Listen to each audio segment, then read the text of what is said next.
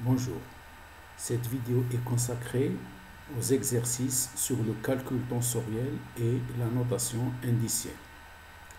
Afin d'assimiler les cours, les exercices proposés, je vous recommande de voir les deux vidéos consacrées au cours. L'objectif de cette série d'exercices est affiché sur cette diapositive. Le premier objectif est de distinguer les écritures indicielles correctes des écritures incorrectes. Deuxièmement, c'est de convertir les écritures indicielles en écritures matricielles et réciproquement. Aussi, l'objectif, c'est d'apprendre à placer les indices muets et libres dans un monome ou dans une équation. Calcul d'un monome en présence des symboles de Kronecker et de permutation. L'un des objectifs aussi est d'approfondir les connaissances en calcul tensoriel. Et enfin, nous allons faire le calcul de quelques opérateurs différentiels linéaires tels que le gradient et le rotationnel. Le nombre d'exercices proposés, il est le nombre de 8, les exercices proposés. Donc je vais donner l'énoncé de chacun des exercices. Ensuite, on fera la résolution. Le premier exercice, indiquer si les expressions suivantes sont correctes et distinguer les indices libres et les indices muets. Donc de ces expressions-là, pour ne pas perdre beaucoup de temps, donc je ne vais pas citer toutes les expressions, ces expressions-là. Je vous laisse le soin de les voir. Ensuite, on va en parler en détail par la suite.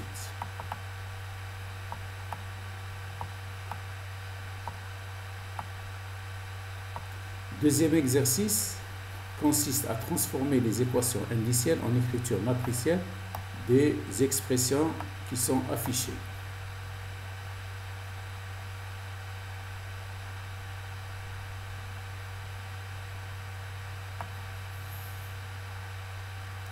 Troisième exercice, il s'agit de transformer les écritures matricielles en écriture indicielle des expressions suivantes.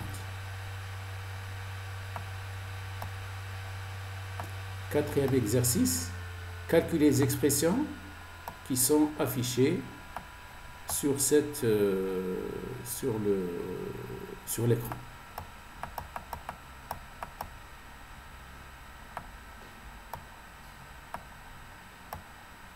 Donc je tiens à préciser pour cette question-là, on a un produit AIK AJL, A delta L, où les composantes AIJ sont issues d'une matrice orthogonale quelconque.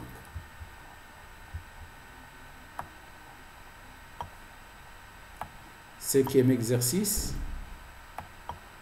on définit les expressions suivantes, AI et BI. Ensuite, on fait le produit scalaire de ces deux vecteurs AI, BI. Et il faut montrer que ce produit est égal à E, KL, CK, DL et déterminer E, KL.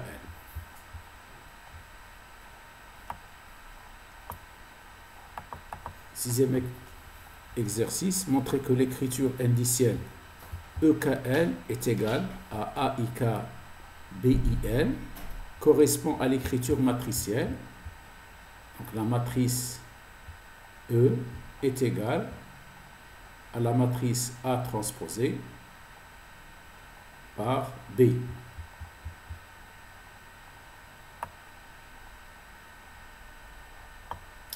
Ensuite, on doit vérifier que la trace de E, c'est la trace du produit donné par A transposé B et qui est égal au produit des composantes A, JI, B, JI. exercice 7, en utilisant le symbole de permutation, c'est-à-dire le symbole de Lévis-Civita, détermine la rotation du vecteur U, et ce vecteur U, il est donné par cette expression.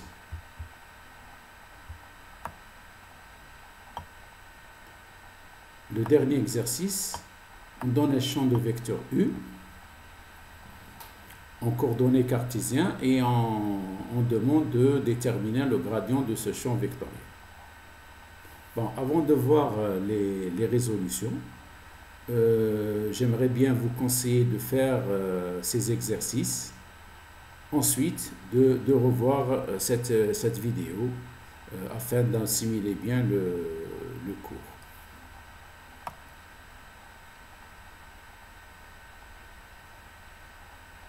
Alors, les solutions qui sont proposées. On va prendre ces expressions sous forme indicielle. On va voir si ces expressions sont correctes ou pas. Et si elles sont correctes, on indique l'indice libre et l'indice muet. On va commencer par la première expression. UI plus bêta VJ égale WJ. UJ, c'est le composant d'un vecteur puisqu'on a un seul indice. Bêta est un scalaire, plus bêta multiplié par VJ. Donc VJ est le composant d'un autre vecteur égal à WJ. On remarque ici qu'on a une somme de deux vecteurs qui est égale à un vecteur. L'indice, on a un seul indice, donc c'est un indice libre.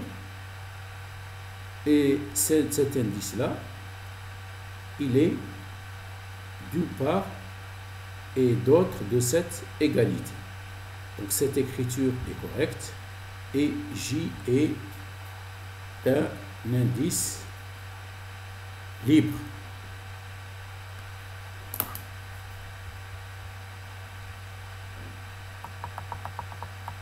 Deuxième expression, bêta, un scalaire parce qu'il n'y a aucun indice.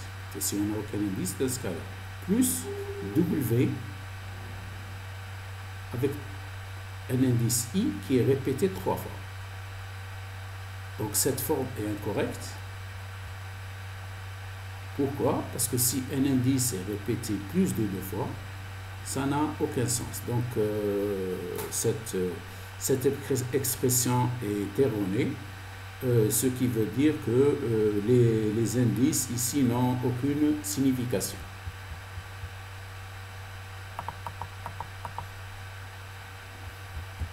Troisième expression, B, IJK plus bêta, UI, VJ. B, I, J, K sont les composants d'un tenseur d'ordre 3, puisqu'on a 3 indices, I, J et K. Plus bêta, UI, VJ. Le produit UI, VJ donne un tenseur d'ordre 2. On ne peut pas sommer les composants d'un tenseur d'ordre 3 et les composantes d'un tenseur d'ordre 2. Donc, quand il s'agit de sommer des termes, il faut qu'ils soient issus d'un tenseur du même ordre. Donc, cette expression est incorrecte.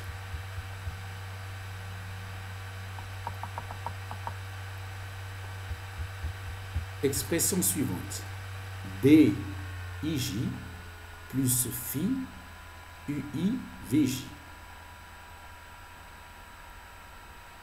B, IJ, les composantes d'un tenseur d'ordre 2, ou les composantes d'une matrice 3 x 3, plus VJ, UI, VJ, c'est aussi les composantes d'un tenseur d'ordre 2 ou d'une matrice 3 fois 3, puisqu'on a deux indices I et J. Donc on a les composantes d'une matrice 3 fois 3 ou un tenseur d'ordre 2 plus une quantité du même ordre. Donc cette écriture est correcte. Dans chaque monombre chaque monombre comporte deux indices différents qui sont I et J. Donc ces indices-là sont des indices libres et on n'a aucun indice muet.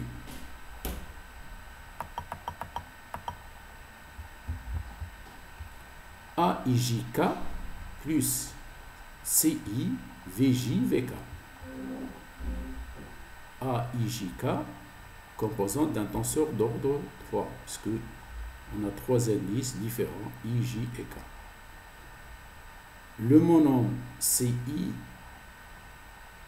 UI VK comporte aussi trois indices différents. Donc on va sommer des composantes de même nature. Donc cette écriture est correcte. Les indices I, J et K sont des indices libres et on n'a aucun indice muet. ALL plus bêta. ALL, donc on a un indice qui est répété deux fois. Donc ça sous-entend une sommation. Donc cet indice, ce terme-là, il représente un scalaire, plus un autre scalaire. Donc cette forme est correcte. On n'a aucun indice libre et L est un indice muet.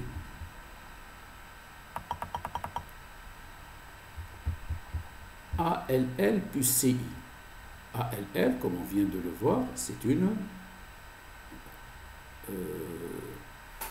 représente la somme, donc c'est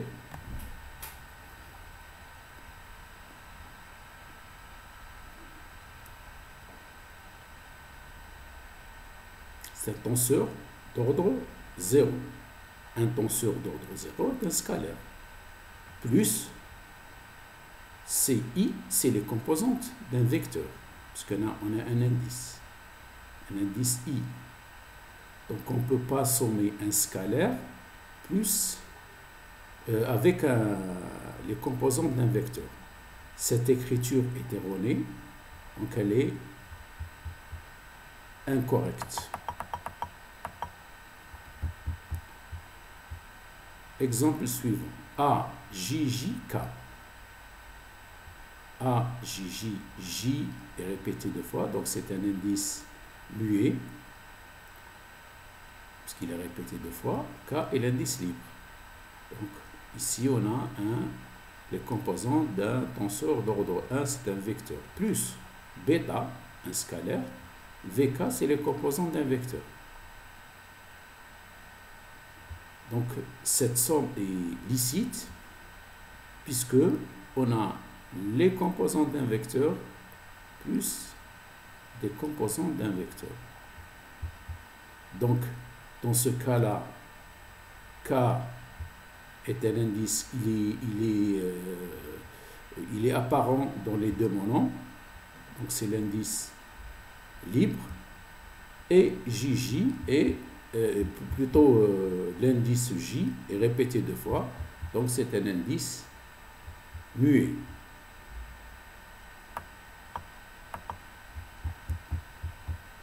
BIJK, troisième ordre, plus bêta UI VJ, deuxième ordre, parce qu'il y a deux indices différents, plus CK, ordre 1, c'est-à-dire les composantes d'un vecteur. Cette somme est illicite, donc c'est une forme erronée, parce qu'on ne peut pas rajouter des termes qui sont issus de tenseurs d'ordre différents.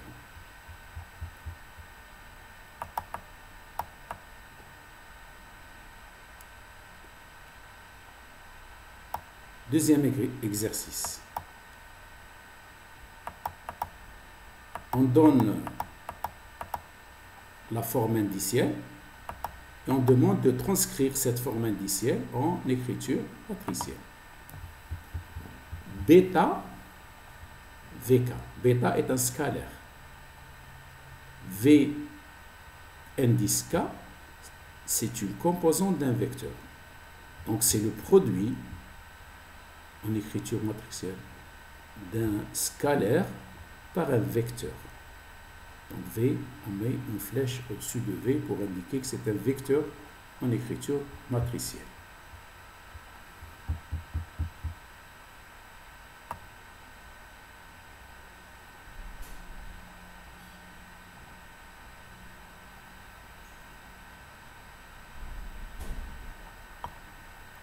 Deuxième exemple. U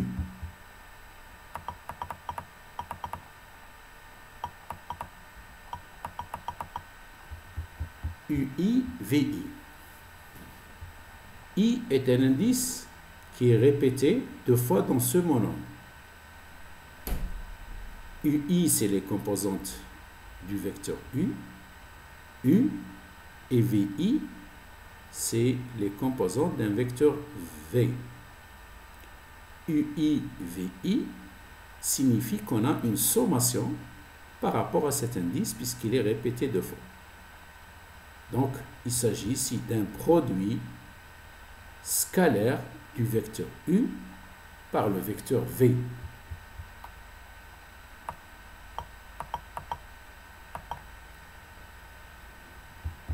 A, IK, VK. A, IK, c'est les composantes d'une matrice 3 x 3.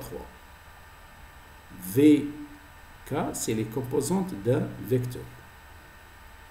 I n'est pas répété, donc c'est l'indice libre. K est répété deux fois. Donc c'est un indice muet. On remarque que dans cette expression, que K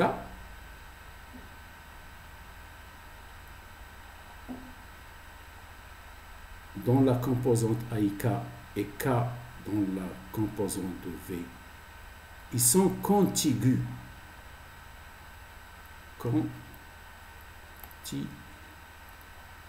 Ça veut dire quoi contigus? Ils sont l'un à côté de l'autre. Donc s'ils sont l'un à côté de l'autre, bien sûr pas dans le même terme. Donc K dans le terme de A et K dans le terme du vecteur V. Donc dans ce cas-là, quand ils sont contigus, ça représente le produit de la matrice A contracté avec le vecteur V. On va effacer ça et on continue.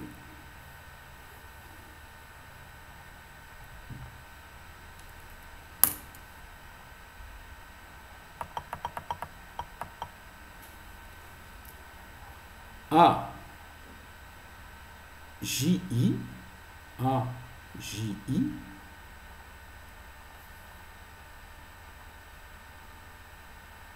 NJ. I est l'indice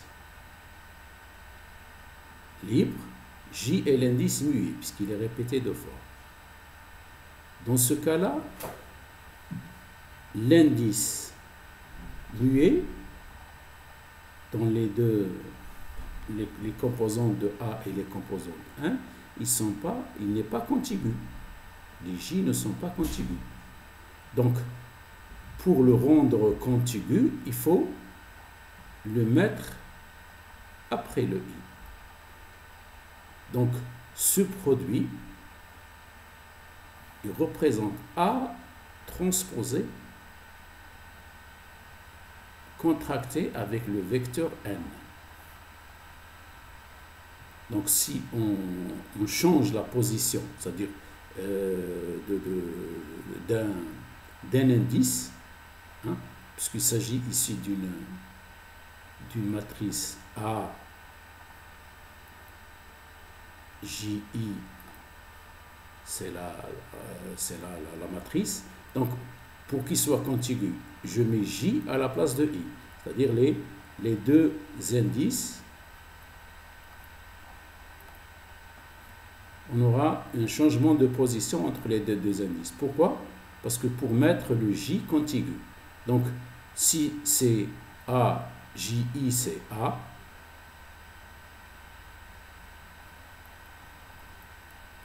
A, J, c'est la transposée. Donc, on aura A transposé N.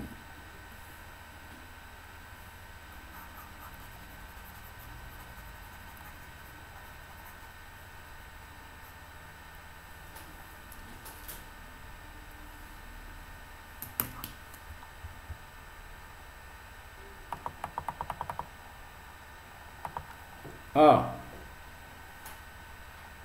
IJ, B, JK.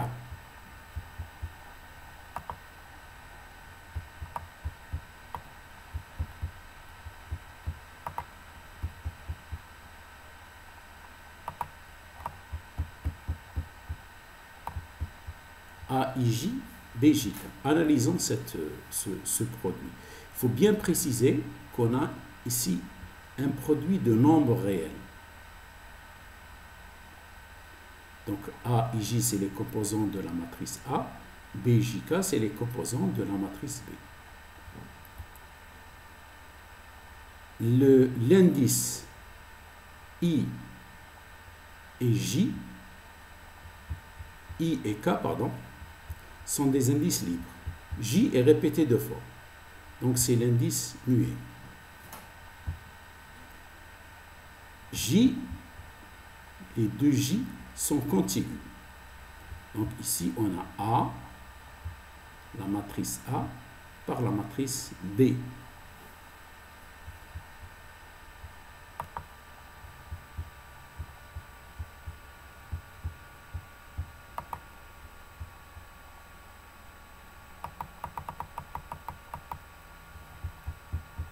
A, IK, BJL, C, LK.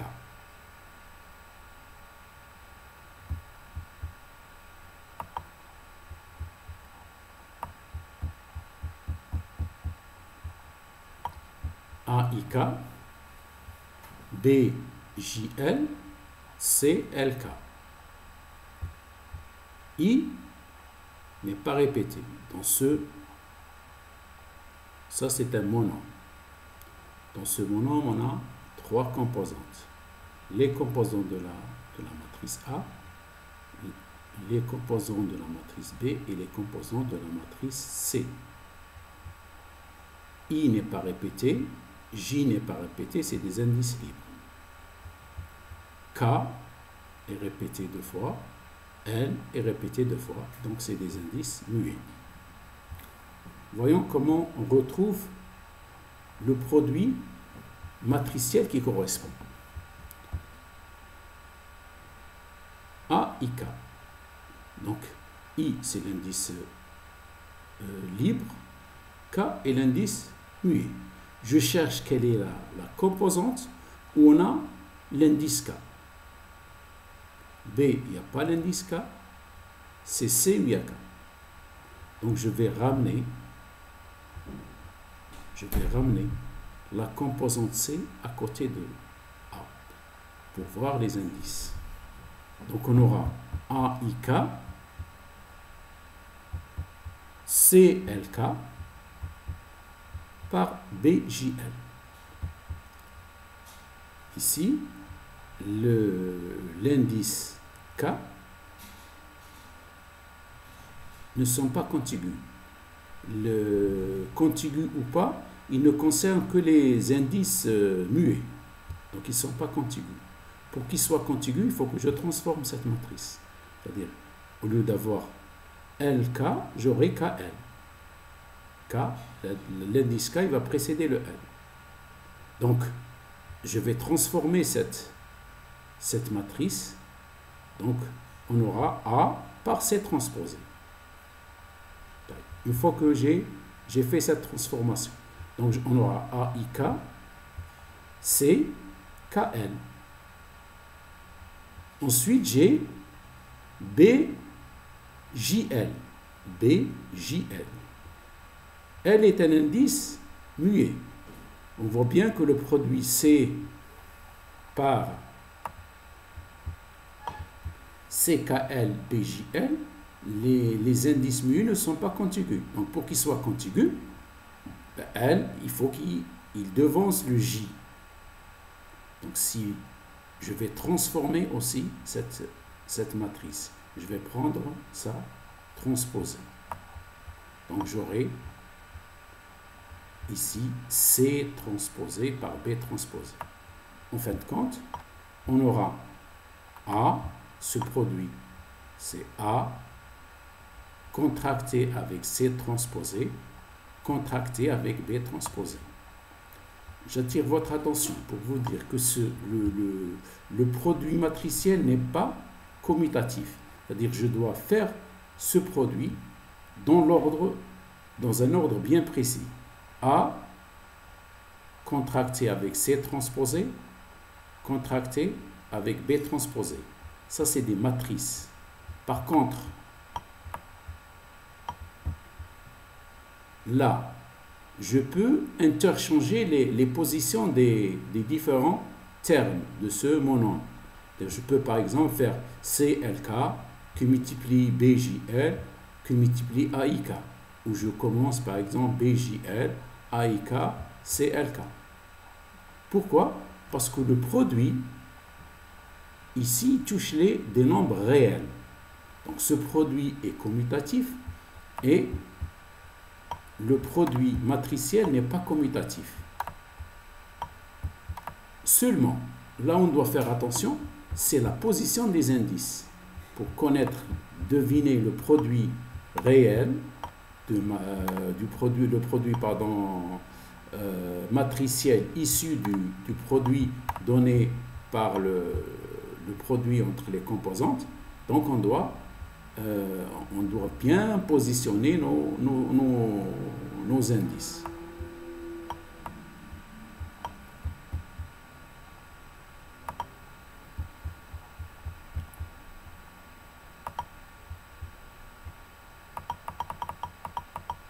Voyons l'exemple suivant. AIK, AJL, CKL. Vous voyez que ici, A, quand c'est indiqué à la même lettre, c'est la même matrice, même si on n'a pas ici les mêmes indices. Donc c'est une même lettre désigne la même matrice. On va voir ce produit-là, comment on va retrouver le bon produit matriciel.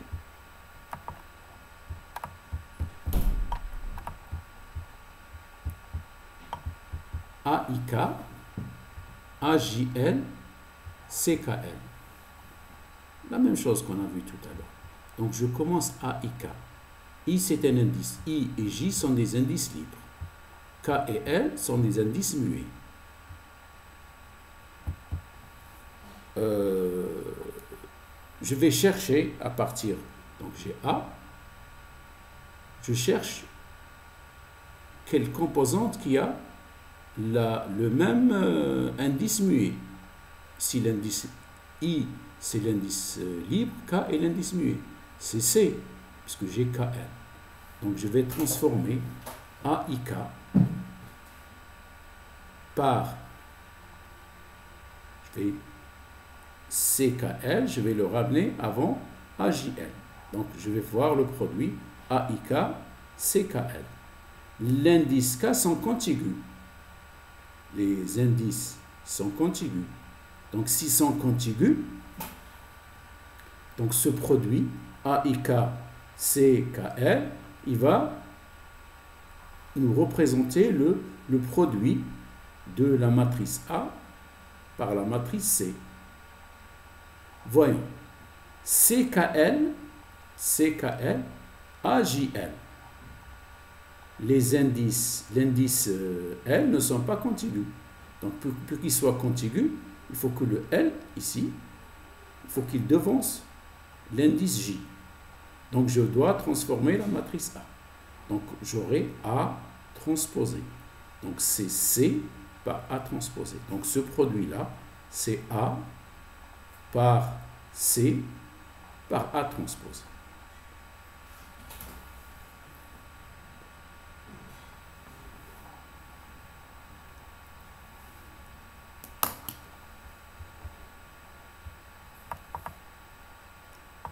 Exercice 3. On va voir maintenant la situation réciproque. C'est-à-dire on doit prendre la notation, l'écriture matricielle qu'on va transcrire en écriture indicielle. Voyons le premier exemple. C est égal à A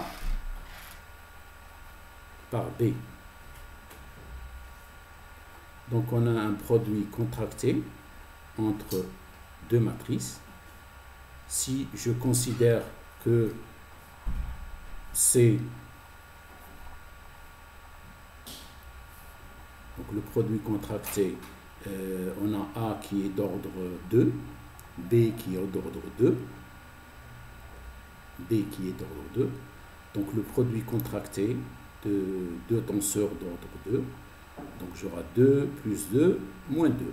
Donc on a un tenseur aussi d'ordre 2. Donc là j'ai C. Puisqu'il est d'ordre 2, je suppose que je vais prendre les indices I et J comme indice libre. Donc de l'autre côté, j'aurai A, j'aurai B avec des indices libres I et J dans l'ordre. Si c'est A contracté avec B, le premier indice I,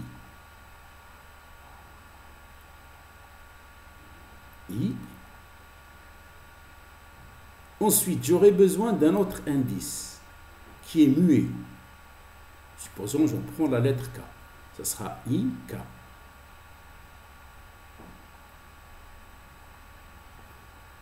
Pour que A par B, donc je dois avoir des indices muets contigus. Donc je vais prendre la main K. Et le deuxième indice libre, J. On peut prendre d'autres lettres pour désigner ces indices. Pourquoi on utilise IJK? Parce que c'est plus simple, c'est tout. Je peux utiliser par exemple d'autres lettres de l'alphabet. Donc A, I, K, B, K, J.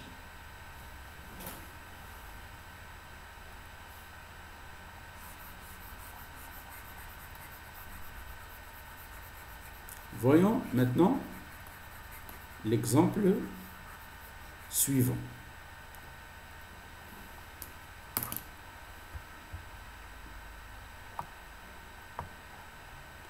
D est égal à A transposé B. D. Ici, j'ai le même cas de configuration, sauf ici qu'on a un transposé. D, IJ. D, IJ est égal à A, B.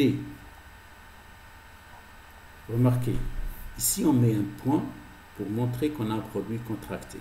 Ici, vous avez des réels. Donc il n'y a pas de point entre les composantes. Voyons. A transposé. Donc A transposé, dans A, on doit avoir un indice muet, mais qui est non contigu, puisque pour bien montrer qu'on prend la transposée de la matrice A. Donc, donc je prends l'indice muet qu'on appelle par exemple K. KI. Ce K, cet indice K, il ne soit pas contigu avec B. Donc j'aurai K, J. Vous voyez que les indices ici ne sont pas contigus. Et cette composante, elle constitue l'une des composantes de la matrice transposée de A.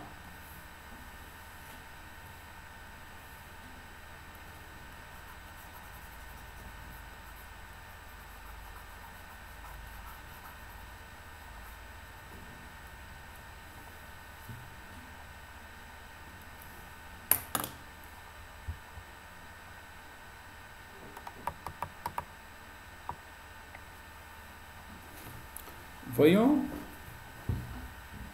ce dernier cas. E égale à B transposé C par F. Analysons d'abord cette expression.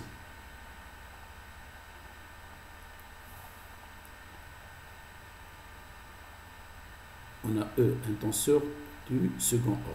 Pourquoi? Ou une matrice 3 lignes, 3 colonnes. Parce qu'ici, on a B par C, donc il y a un produit contracté. Ensuite, C par F, un autre produit contracté. Comment on retrouve l'ordre du tenseur résultant, ou de la matrice résultante? On faisait la somme des ordres, 2, 2, 2, donc c'est 2 plus 2 plus 2, ça fait 6.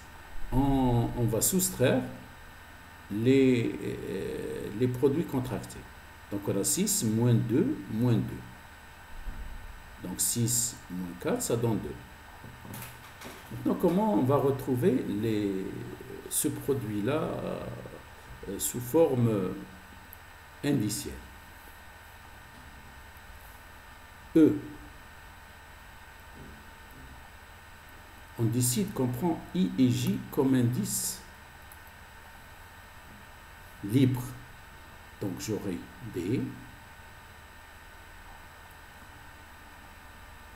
par C par F. B transposé C. Donc je dois commencer par, on aura besoin de quoi? De combien d'indices ici? Je dois retrouver les I et J de ce côté-là. Donc là, j'ai deux termes, deux indices, B. C, j'ai deux indices, et F, j'ai deux indices. En principe, je dois avoir 6 indices. Comme il y a deux indices libres, il me reste 4. Ces 4, on va les retrouver avec deux indices muets qui seront répétés. Donc 2 fois 2. Donc le 6 doit être égal à 2 plus 2 fois 2. Donc on aura besoin de 2 indices muets. Je prends par exemple les lettres, je désigne K, L. Donc, puisqu'on a B transposé, donc le premier indice de B doit être un indice muet, K. Deuxième indice, c'est le premier indice de E, c'est-à-dire I. Ensuite, K, je dois le retrouver ici, K.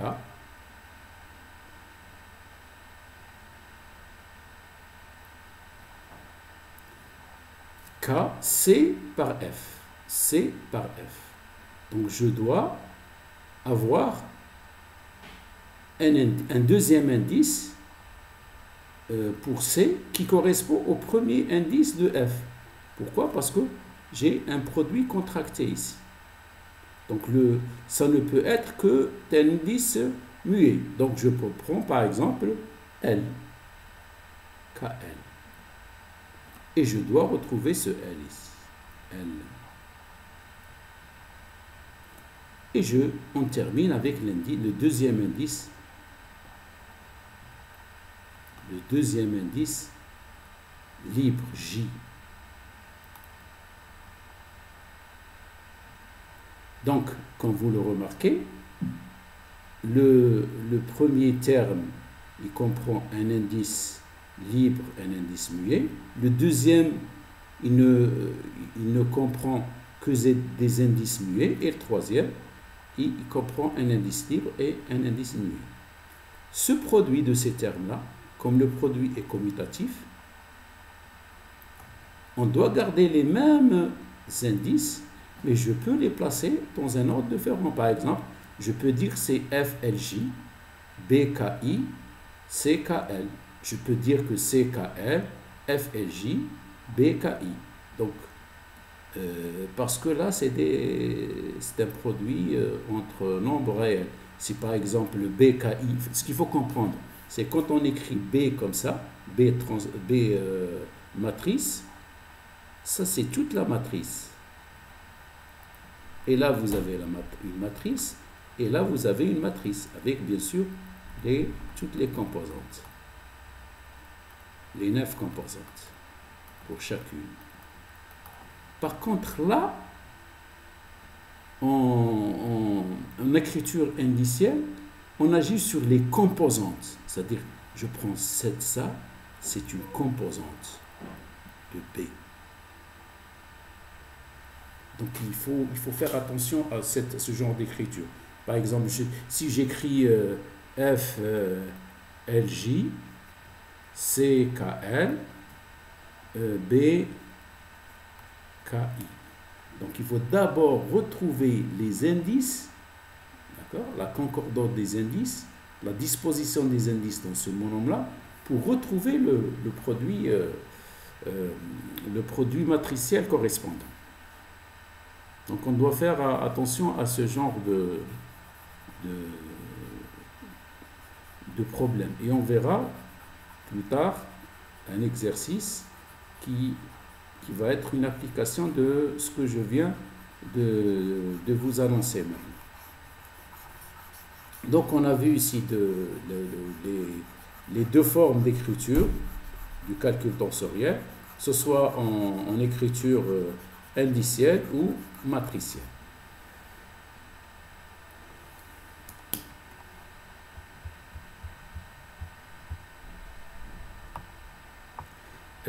Dans le cours, j'ai bien donné l'explication des indices contigus, tout ça.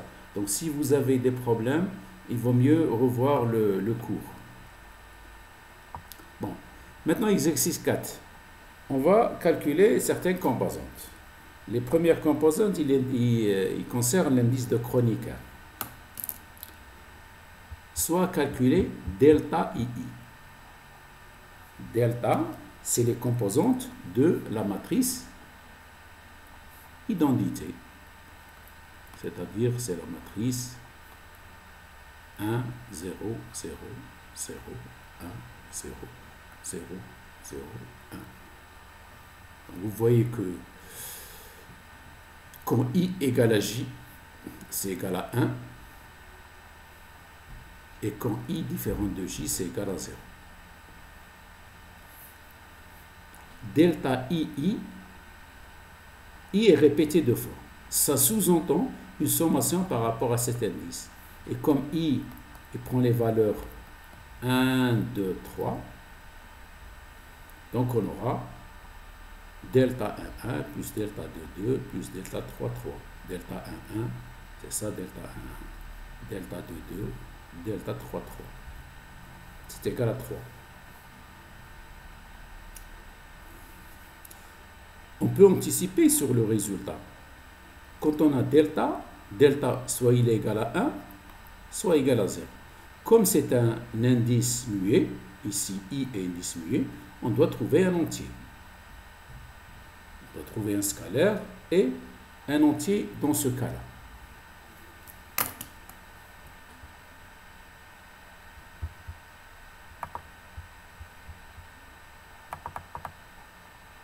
Deuxième exemple. Deuxième exemple, on va d'abord effacer. Deuxième exemple, il concerne le produit de la matrice identité. Delta IJ delta IJ. I est répété 2 fois, J est répété 2 fois.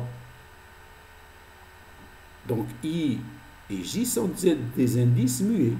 Comme delta il prend 1 ou 0, donc on va trouver un entier.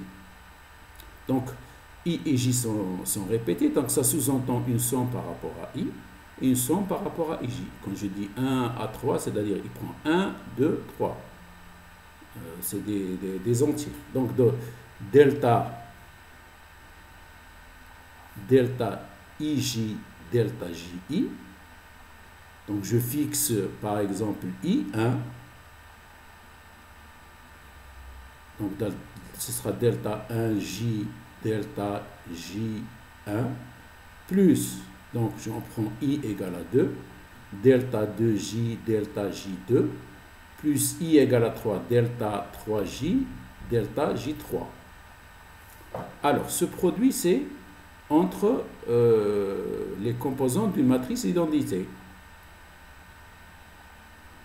Delta 1J, il est égal à 0, sauf quand J est égal à 1, c'est-à-dire delta 1, 1. Delta J1, il est égal à 0, sauf quand J est égal à 1. Donc c'est delta 1, 1. La même chose pour les autres. Donc on aura delta 1, 1, plus, que multiplie delta 1, 1, plus delta 2, 2, que multiplie delta 2, 2, plus delta 3, 3, que multiplie delta 3. Donc c'est 1 fois 1 égale à 1, 1 fois plus 1 fois 1 égale à 1, plus 1 fois 1 égale à 1. Donc ça on trouve 3.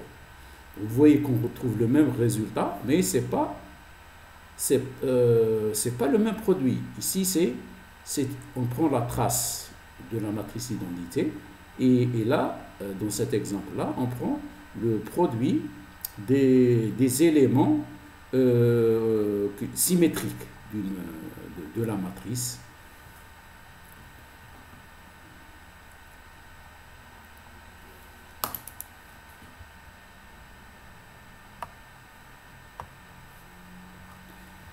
Delta, troisième, IJ, delta IK, delta JK.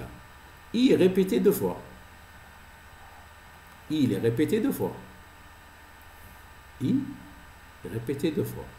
K est répété 2 fois. Et J est répété 2 fois. Donc, on aura une sommation par rapport à I, par rapport à J et par rapport à K. Voilà. Dans ce cas-là, on peut procéder par produit contracté.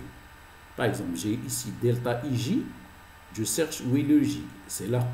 Donc je mets delta IJ, delta JK, delta IJ, delta JK.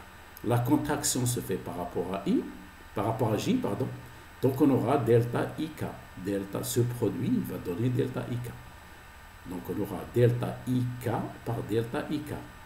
Ici, delta I, puisque c'est une matrice symétrique, donc delta IK est égal à delta KI. Donc delta IK, delta KI. Une contraction par rapport à K, donc ça donne delta II. Delta II est égal à 3, comme on l'a vu tout à l'heure.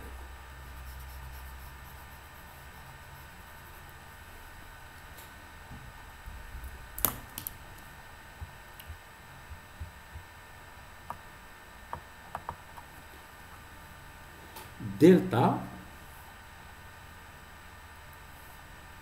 IJ delta JK. Voyons. I n'est pas répété. J est répété 2 fois. K n'est pas répété. Dans ce cas-là, on a I et K, c'est des indices libres. J est l'indice muet. C'est-à-dire on fait une sommation par rapport à cet indice. Quand on fait une sommation par rapport à cet indice, on peut faire une contraction par rapport à J. Donc on aura delta IK. Delta IK. voyez ici la différence. Avant, on n'avait que des indices libres, hein, et là, on a des indices, on avait des indices muets. Là, on a deux indices qui sont libres, I et K, et indice muet, J. Donc, on doit retrouver les indices libres de sur chaque membre de l'égalité. C'est-à-dire, si j'ai IK, je dois avoir IK. La lettre J, je peux la remplacer par n'importe quelle lettre. Je peux mettre par exemple IM, delta, J, delta MK. Je remplace J par M ou par une autre lettre. Par contre, on n'a pas le droit de changer les lettres qui désignent les indices libres. Ils doivent être les mêmes sur un membre et sur l'autre membre de l'égalité.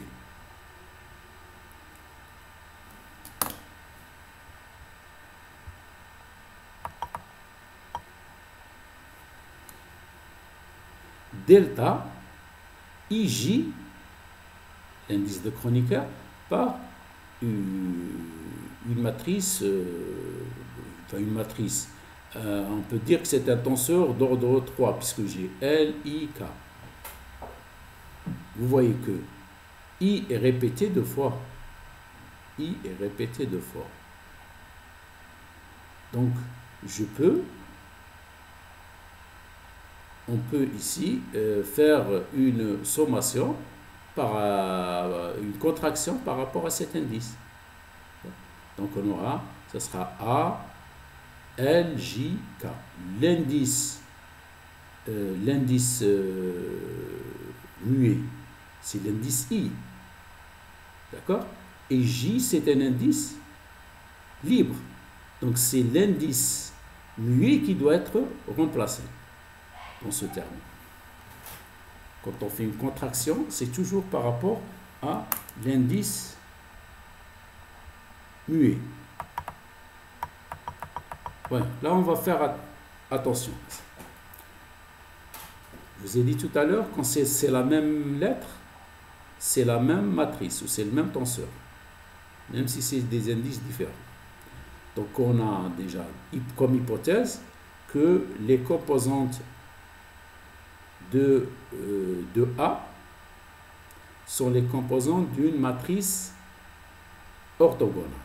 C'est-à-dire, matrice orthogonale, ça transposé, c'est la même chose que l'inverse. C'est-à-dire, si je mets A transposé par A, ça donne la matrice identité. Voyons. AIK, AJL, delta, KL. Ici, j'ai K. Donc, je peux faire une contraction par rapport à K. Je vais le produire AIK, delta, KL.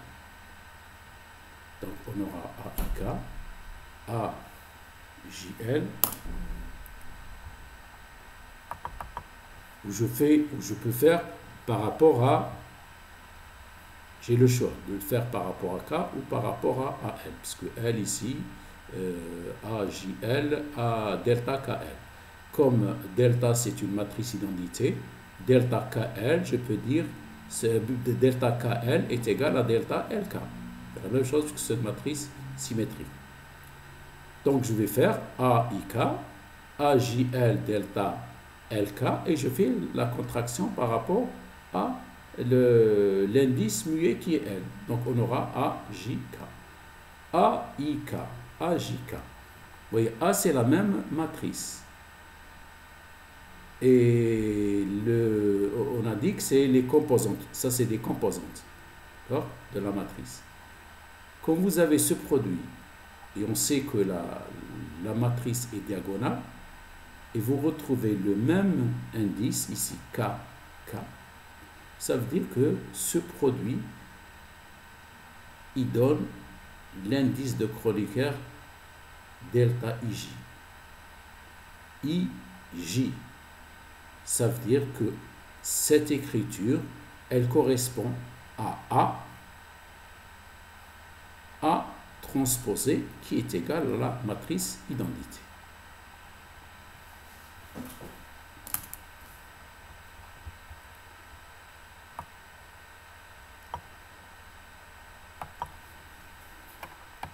Bon, exemple suivant. Le produit de l'indice de permutation, epsilon IJK. Epsilon IJK. J'ai epsilon IJK qui multiplie epsilon IJK. Vous voyez que I est répété deux fois, J est répété deux fois, K est répété deux fois. Donc j'ai que des indices muets. Et on a vu au cours que l'indice de Lévi-Civita, on peut le transformer en indice de Kronecker. Il suffit de garder un terme qui est le même dans les deux epsilon. Après, on fait le produit. D'abord, le produit de delta. Donc, on transforme les epsilon en delta. Donc, ici, on aura deux delta. Le premier delta, on prend les indices, les premiers indices. Donc, ici, j'ai II qui multiplie les deuxièmes indices JJ moins, on prend le premier, les deltas. J'ai produit de deux deltas. Le premier indice avec le deuxième. Donc c'est IJ. Ensuite, je prends le deuxième indice du premier avec le premier indice du deuxième. JI. Delta II, delta JJ. On a vu que ce que se donne delta II. Ça donne 3. Delta JJ aussi, ça donne 3. Donc on aurait 3 fois 3. Moins delta IJ, delta JI. La contraction par rapport à J. Donc on aura delta II. Donc on aura delta II, delta JJ, moins delta II. Donc ce sera 3. Ce produit, c'est un produit. 3 fois 3, ça donne 9, moins 3, ça donne 6. À l'avance, on peut anticiper qu'on trouve un nombre entier. Pourquoi? Parce que les epsilon, on les transforme en delta, et comme les delta, ils n'ont que 1 ou 0, donc on va trouver des entiers.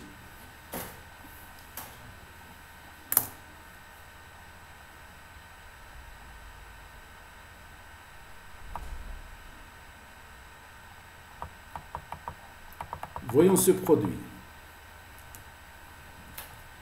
Delta, epsilon IJK, epsilon IJL. I est répété deux fois, indice muet. J est répété deux fois, indice muet. Et on a K et L qui sont des indices libres. Donc je dois trouver quelque chose, hein, un delta, avec deux indices qui sont K et L.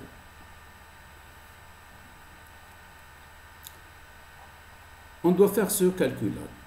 On a dit que on doit laisser en dernier, comme dernier indice pour les deux, un indice qui est le même. Par exemple, on voit ici I, ils ont I en commun, ils ont J en commun. Je prends par exemple, je vais laisser J, le dernier. Donc, on doit faire une rotation dans le sens pair pour ne pas se tromper. Donc, par exemple, donc j'ai I, J, K. Oui, I, J, K. Si je laisse J en dernier. Donc, je fais K, I, J. K, I, J. Donc, j'aurai K, I, J. Ce deuxième ici, je laisse J en dernier. Donc, j'aurai epsilon. Epsilon. Donc, ici, on a IJK. Et là, on a I, J, L. Et je dois la permutation paire. Je dois laisser le J en dernier. Le J en dernier. Donc, on a L, I, J. L, I, J. L, I, J. Bon, maintenant, c'est simple. Comme tout à l'heure, on doit faire le produit delta KL, delta II, moins delta KI, delta I, LI ou IL. Donc, on aura delta KL, delta II. Delta II, c'est 3. Ça donne 3. Moins delta KI, delta LI. Et comme delta LI est égal à delta IL, donc on aura delta KI, delta IL, et on fait la contraction par rapport à I. Donc ce terme-là, on aura, ce terme sera delta KL. Donc on aura ici 3 KL, 3 delta KL moins KL. Ça donne 2 KL. On précise bien que vous voyez que l'indice libre c'est L et c'est K. Donc je dois trouver le résultat final en fonction de ça.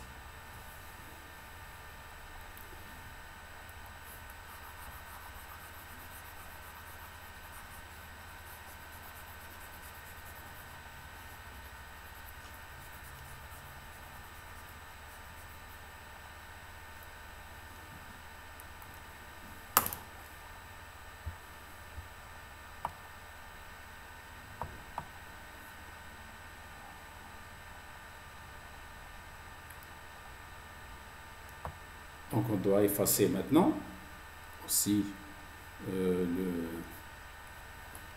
pouvoir continuer l'exercice suivant. Exercice 5.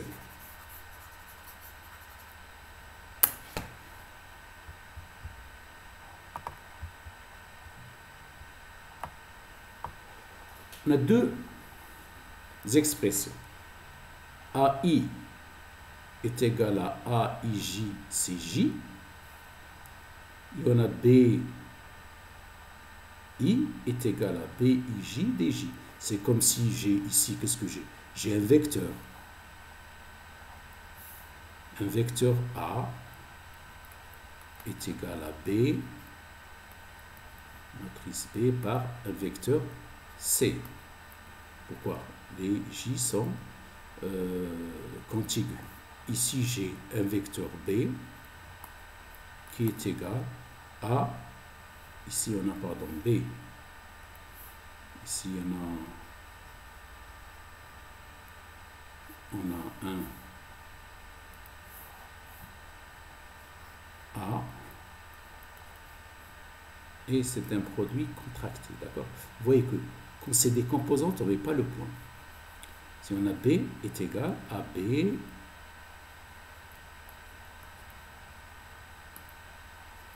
D. On nous demande de faire le produit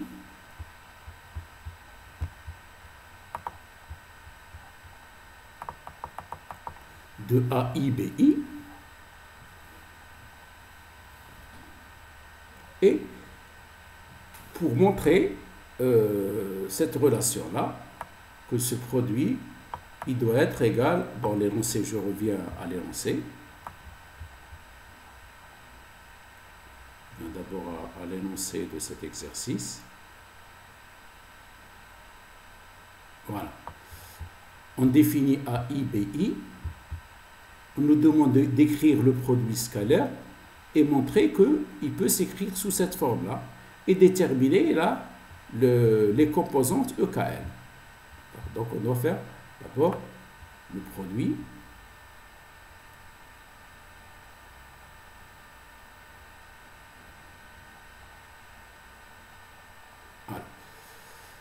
Quand on va faire ce produit, qu'est-ce qui va se passer?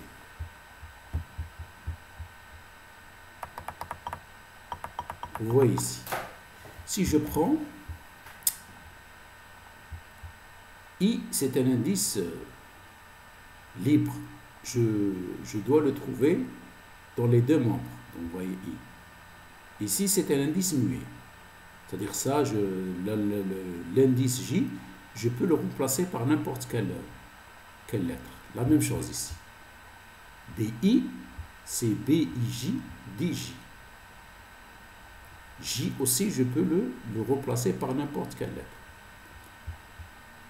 Alors, si je prends les équations telles qu'elles sont, et je fais le produit scalaire de AI, BI.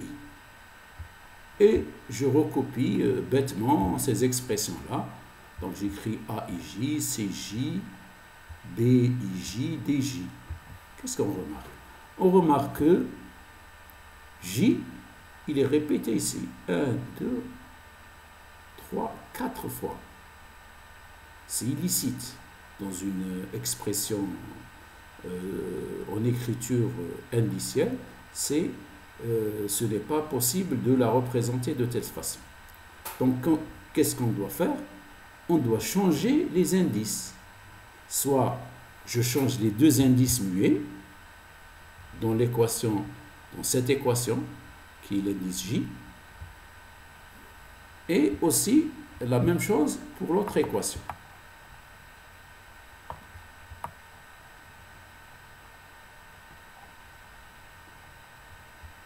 Ce que je vais vous proposer, on doit changer les deux indices muets dans les deux équations. On va prendre, au lieu de J, je vais désigner par une autre lettre, cette équation, et la même chose pour l'équation de BI.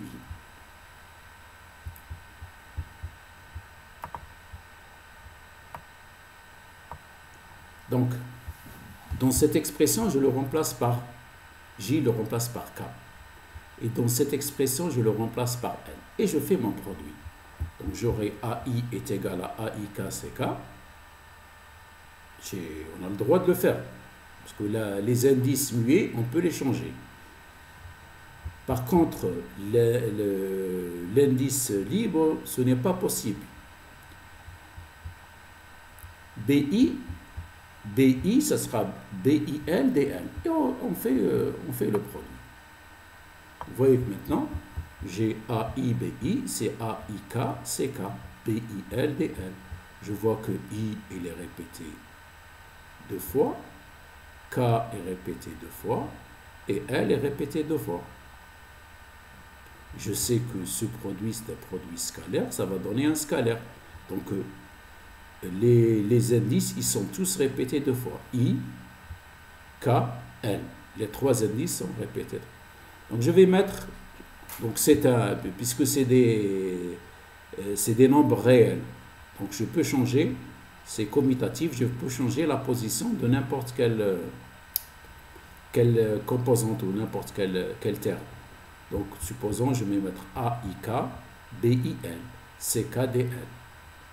Alors, le produit AIK, BIK, vous voyez que I est répété 2 fois. Donc, j'aurai une composante, ce produit-là. Il va donner une composante E, dont les indices libres sont K et L. EKL. Donc, j'aurai EKL, CKDL. Et EKL, c'est le produit de AIK, BIL. Donc, on a déterminé la composante EKL. 6e exercice. De retourner à l'énoncé. D'abord,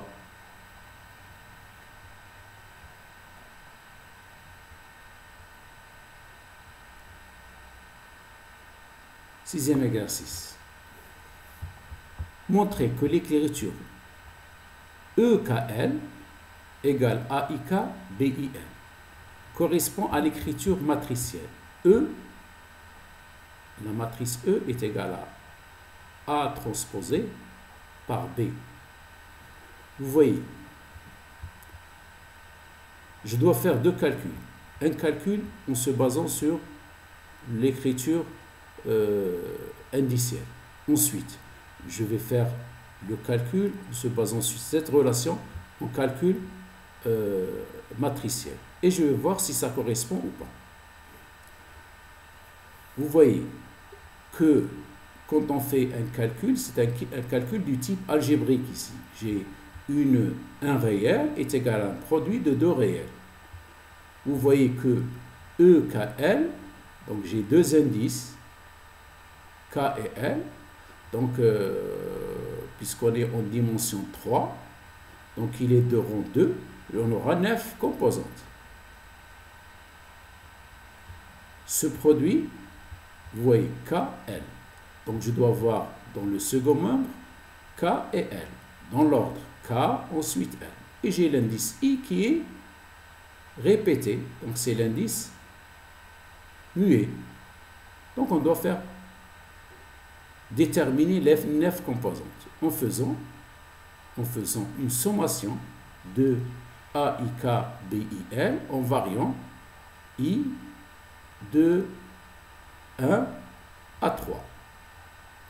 Ensuite, on va calculer ce produit matriciel et on va comparer si cette égalité est vérifiée ou pas.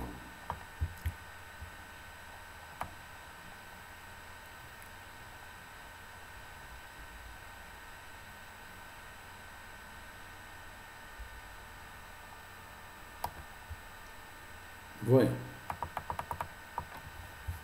EKL, c'est AIK, BIL. I est répété 2 fois, donc ça sous-entend une sommation. Je calcule. AIK, BIL. Donc, je vais varier I en lui donnant les valeurs 1, ensuite 2, ensuite 3. Donc, j'aurai A 1K, B 1L, plus 2A 2K, B 2L, plus A 3K, B 3L. Donc je vais fixer maintenant K et L. On aura 9 composantes, c'est-à-dire E11, E12, E13, E21, E22, E23, E31, E32 et E33. Donc dans cette relation-là, il suffit de remplacer K par sa valeur et L par sa valeur. Par exemple, E11, K est égal à 1 et L égale à 1. Je prends cette relation, voilà, celle-ci, et je remplace K par 1, L par 1, et je fais cette sommation. La même chose. E12, K est égal à 1, et L est égal à 2. Et je refais mon calcul 9 fois. C'est bon. Donc ici, on a agi sur les composantes. Voyons.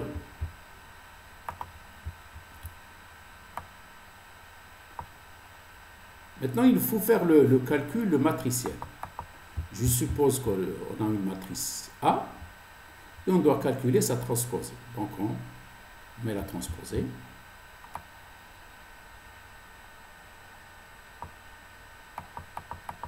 On fait le produit.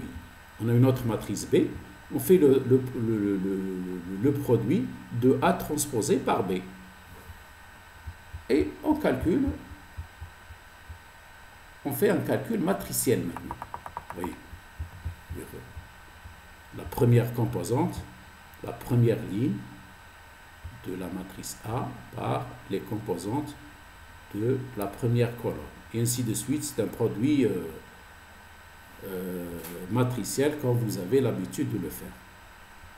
Et on va comparer maintenant nos relations. Je vais comparer par exemple, ça c'est E11, E12, E13, donc c'est ça la première ligne. La deuxième ligne, E21, E22, E23. Troisième ligne, E31, E32 et E33. Et on va comparer avec le calcul précédent, c'est-à-dire ce calcul. Et nous remarquons, en comparant les deux, on trouve le même résultat. Deuxième question. On nous demande, je reprends l'énoncé, vérifier que trace de E, c'est-à-dire la trace de A transposée par B, c'est AJI, BJI. AJI, BJI. Vérifions, peut-être. Il se peut qu'on se trompe ici, puisque la trace est un scalaire. Donc je dois avoir un scalaire ici. Pour avoir un scalaire, je ne dois avoir que des indices muets. I est répété 2 fois, J est répété 2 fois. Donc je suis sûr d'avoir un scalaire par ce produit de terme AJI par le terme BJI.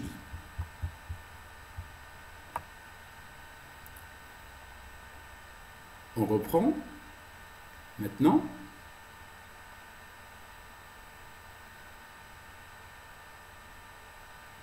On va calculer BJI,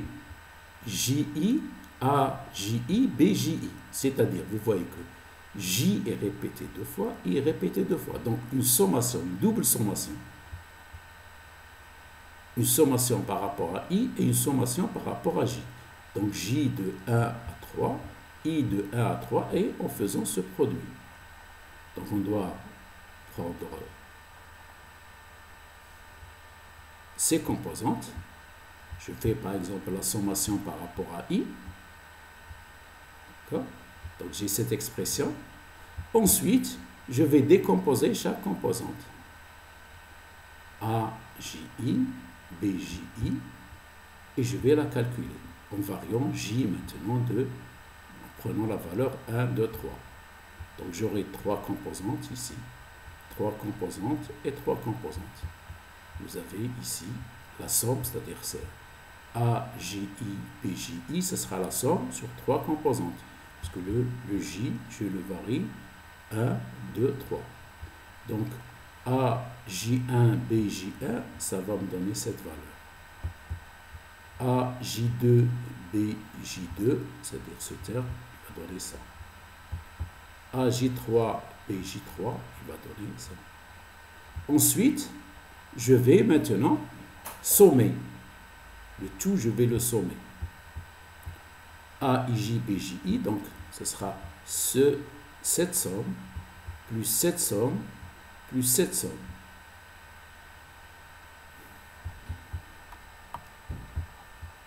Voilà. Donc ça va donner toute cette somme des 9 composantes. Voyons maintenant. Le produit de A transposé B, là, il donne sa valeur là. Donc je connais. Et on calcule la trace de E, c'est-à-dire la trace de E. Donc vous prenez la trace de cette matrice E qui est donnée par cette expression. Donc ça sera ce terme, plus ce terme, plus ce terme. Et on voit bien que cette somme, la trace de A transposé B, c'est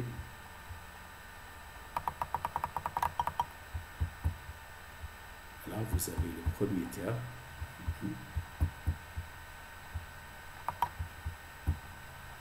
Ça. Là. Ce terme. Et ce terme. Voilà. Voilà.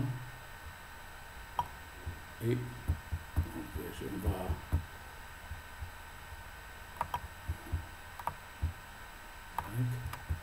et vous avez la trace. Vous avez fait la somme de tout ça et vous l'avez. Donc on vérifie bien que cette trace de E est égale à AJI, BJI. AJI, BJI.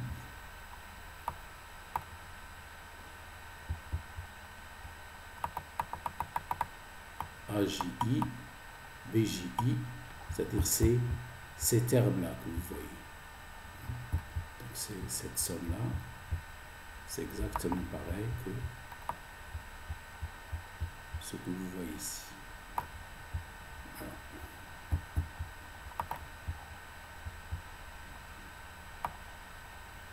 Donc ça, on doit effacer. C'est juste pour vous expliquer que quand vous avez la trace de A transposé, B transposé, c'est un scalaire. Donc c'est comme si vous prenez les termes de ces matrices-là et vous faites le produit de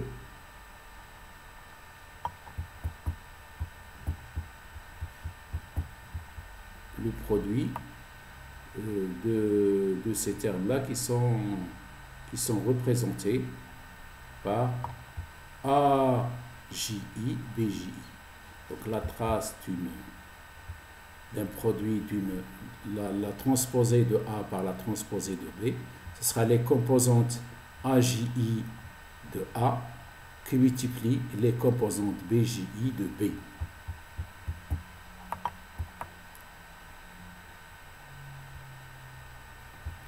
Donc on doit effacer ça pour pouvoir continuer. Donc notre relation a été vérifiée. Vous voyez bien que ce produit, on agit sur les termes, d'accord? Et la trace de E, ici on doit faire un produit tensoriel, ensuite déduire la trace de ce produit.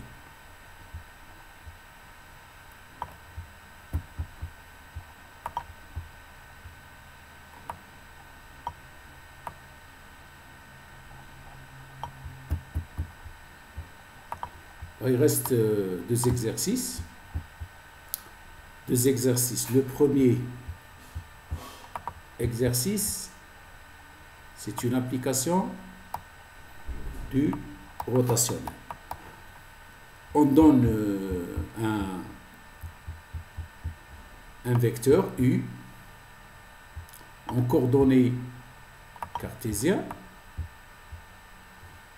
qui a la composante U1, la composante U2 et la composante U3. Et on demande de calculer le rotationnel de ce vecteur. On a vu au cours que le rotationnel, il est donné par le symbole de permutation. Le rotationnel, il représente le produit vectoriel entre nabla et le vecteur U. Donc, il est donné par epsilon ijk, dérivée partielle des rangs uk sur des rangs xj. Voyons. Si je représente ce rotationnel comme vecteur et sa composante i, ce sera epsilon ijk, i. Le premier indice, c'est l'indice du rotationnel. J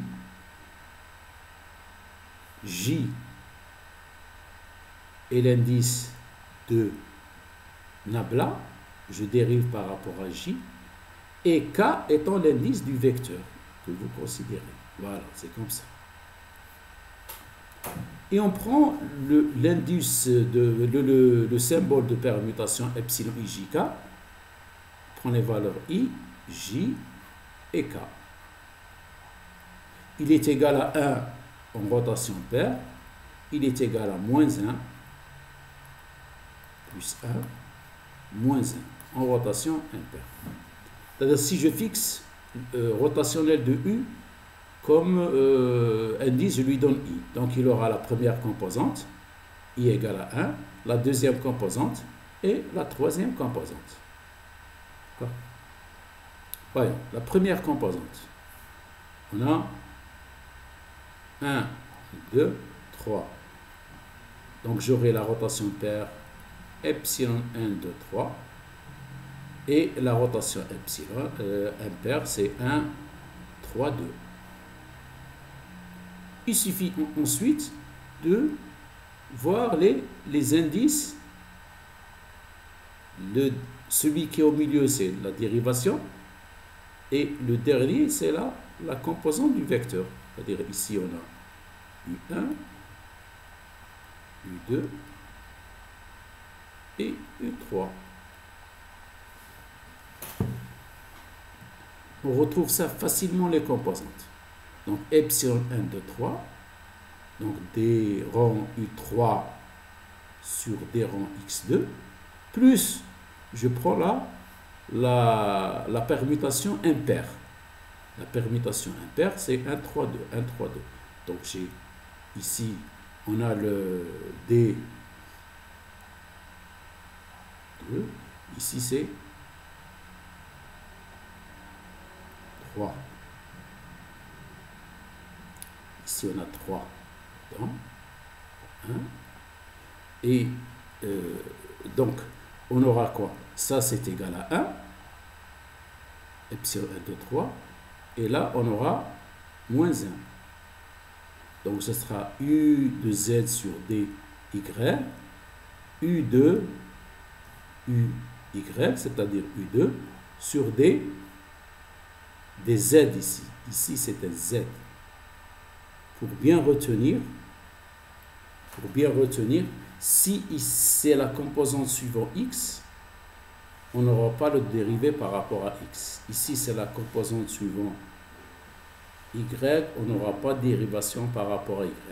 Ici, c'est la composante suivant Z, on n'aura pas de dérivation par rapport à Z. Voyons. Je prends la composante I égale à 2. I égale à 2. Donc, la permutation paire. 2, 3, 1. 2, 3, 1. 2, 3, 1. Permutation impaire. 2, 1, 3. 2, 1, 3.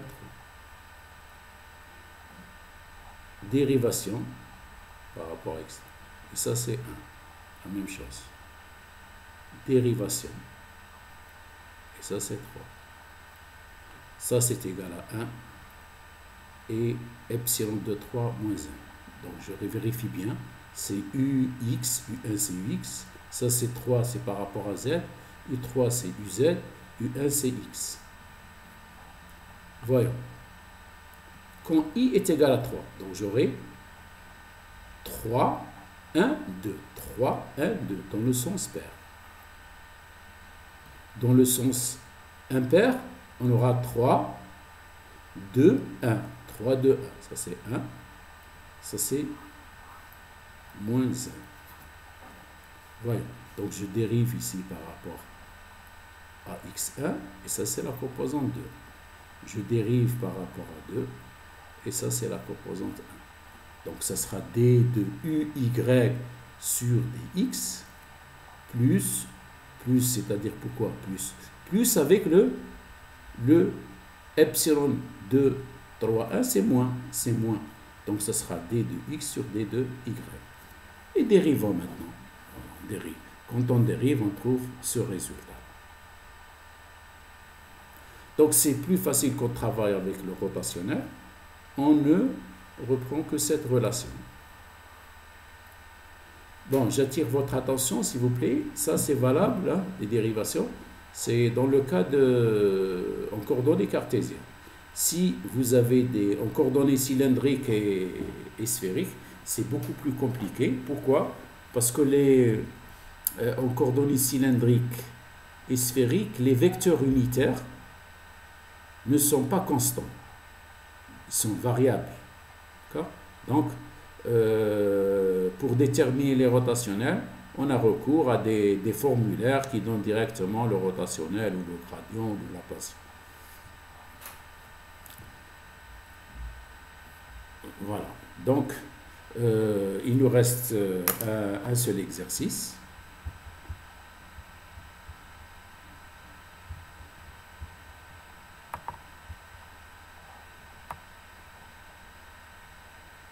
Voilà. C'est l'exercice qui a trait au gradient d'une fonction. La même chose, on donne une fonction vectorielle et il nous faut déterminer le gradient de de ce vecteur.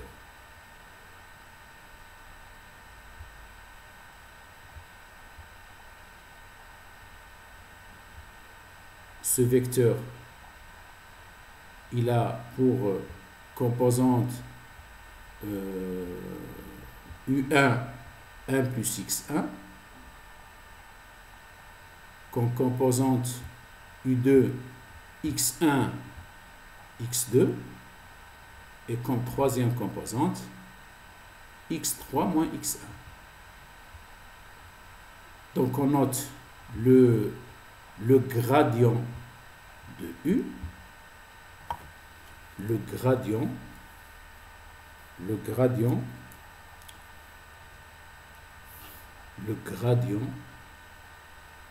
de U. Je peux écrire aussi grade de U. U est vecteur et le gradient, c'est un tenseur d'ordre. Donc ça sera UI virgule J. C'est-à-dire c'est D de UI sur D XJ. Ça veut dire ça, quand on l'a dérivé, pour ne pas traîner les dérons, donc on utilise la virgule. Ce sera UI que multiplie le EI, EJ. EI, EJ, ici c'est un produit tensoriel des vecteurs unitaires de la base. Donc il vous indique la position. Par exemple, I égale à 1, J égale à 1, c'est cette position. I égale à 3 par exemple, I égale à 3 et J égale à 2. Donc ce sera 3, 2. 3, 2. 3, 2. Et ainsi de suite. Et donc I, c'est l'indice du vecteur, c'est-à-dire la composante. Ça c'est U1, U2 et U3. Vous voyez que... Et J, c'est les composantes par rapport à laquelle je dérive. Je dérive par rapport à... Ici, on a x1, donc par rapport à x1. On dérive par rapport à des rangs x1, des rangs sur des rangs x2 et des rangs sur des rangs x3. Alors, comment dirais-je, ce calcul il est simple. On prend la première composante du vecteur et je dérive par rapport à x1. Ensuite, par rapport à x2, deuxième composante sur la ligne. Et troisième composante par rapport à 3. Donc vous voyez que c'est 1, 0, 0. Ensuite, je prends la deuxième composante du vecteur et je dérive respectivement par rapport sur cette ligne. Je dérive par rapport à x1, ensuite par rapport à x2, ensuite par rapport à x3. Ou pas, si on travaille en coordonnées x, quand je dis x1, x2, x3, donc soit vous prenez x1, x2, x3, ou vous dites c'est x, y, z. C'est pas important. Là, la troisième ligne, les dérivées partielles de U3 par rapport à x1, ensuite par rapport à x2 et par rapport à x3. C'est aussi simple que ça. Voilà, sur ce, on termine cette vidéo. J'espère que vous allez revoir les vidéos qui étaient consacrées à ce cours-là et vous essayez de vous exercer sur ces exercices-là. Et j'espère qu'on va se revoir dans une prochaine vidéo.